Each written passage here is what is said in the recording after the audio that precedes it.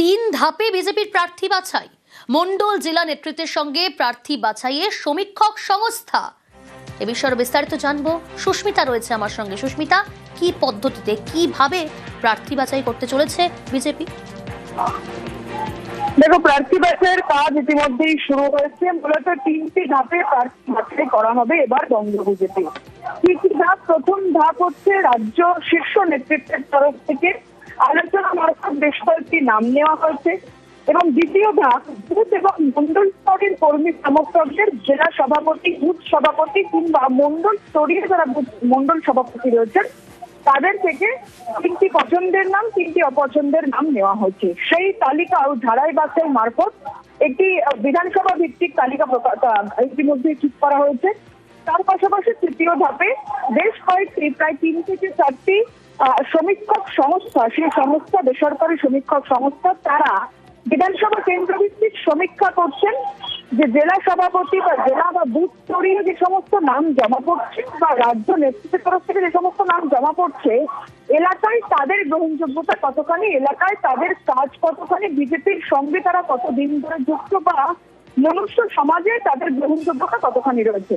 এই তিনটি ধাপ মিলিয়ে যে তিনটি প্রার্থী তালিকা নির্ধারিত হবে রাজ্য নেতৃত্বের তরফ থেকে, সেটা পৌঁছবে দিল্লি, এবং দিল্লিতে গিয়ে দুটি বৈঠক হয়। সাধারণত বিজেপি এটাই নিয়ম। প্রথম বৈঠকটি হয় দিল্লি নেতৃত্বের সঙ্গে এবং দ্বিতীয় বৈঠকটি হয় দিল্লির নেতৃত্বের সঙ্গে রাজ্য নেতৃত্বের। সেই মারফত 294টি আসনের প্রার্থী তালিকা নির্ধারিত হয়।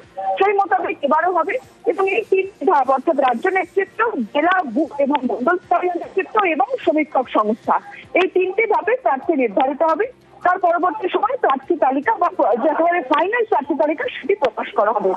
এবং বিজেপির যারা শীর্ষস্থানীয় নেতৃত্ব রয়েছেন ইতিমধ্যেই কাজ শুরু হয়ে গিয়েছে, কাজ প্রায় শেষের পথে, এবং কিছুদিনের মধ্যে সেই প্রার্থী তালিকা পৌঁছে যাবে দিল্লিতে। শেষ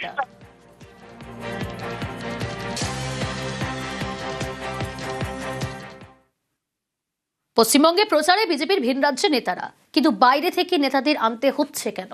এ রাজ্যে বিজেপির সংগঠনের কি সেরকম শক্তি নেই? এ নিয়েই জোর চর্চা।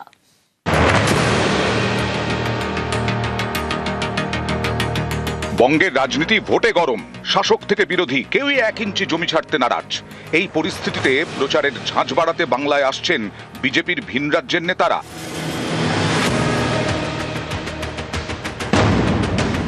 বিজেপি শাসিত রাজ্যের বিধায়ক, সাংসদ, মোর্চা সভাপতি ও সংগঠনের নেতাদের বাংলায় এনে প্রচারের পরিকল্পনা।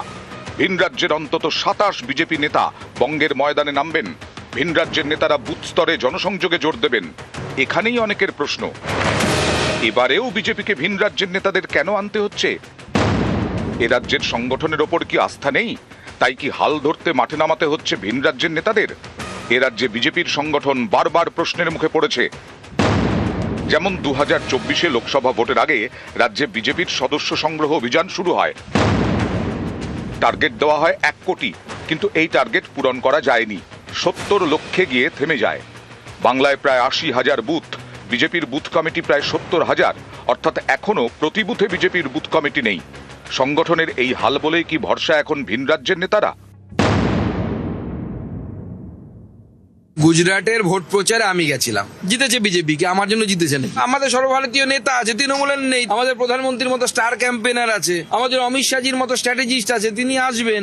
আমাদের সর্বভারতীয় সভাপতি নীতিন নবীনের মতো এই অল্প বয়সে 45 বছর বয়সে 5 বার 6 বার জেতা বিধায়ক আছে, তিনি আসবেন। ওরা দেখবে আর জ্বলবে, লুচির মতো ফুলবে। বহিরাগতদের দল এই জন্য বলা হতো, চিরকাল বহিরাগতদের উপরে নির্ভরশীলতা। তারা কি বঙ্গ বিজেপির উপরে ভরসা করতে পারছেন না? তারাই কিন্তু মূল্যায়ন করেছে যে বঙ্গ বিজেপি দ্বারা হবে না, তাদেরকে উড়ে উড়ে আসতে হবে এবং এখানে মানুষকে প্রভাবিত করার চেষ্টা করবে। সুস্মিতা মণ্ডল, নিউজ 18 বাংলা।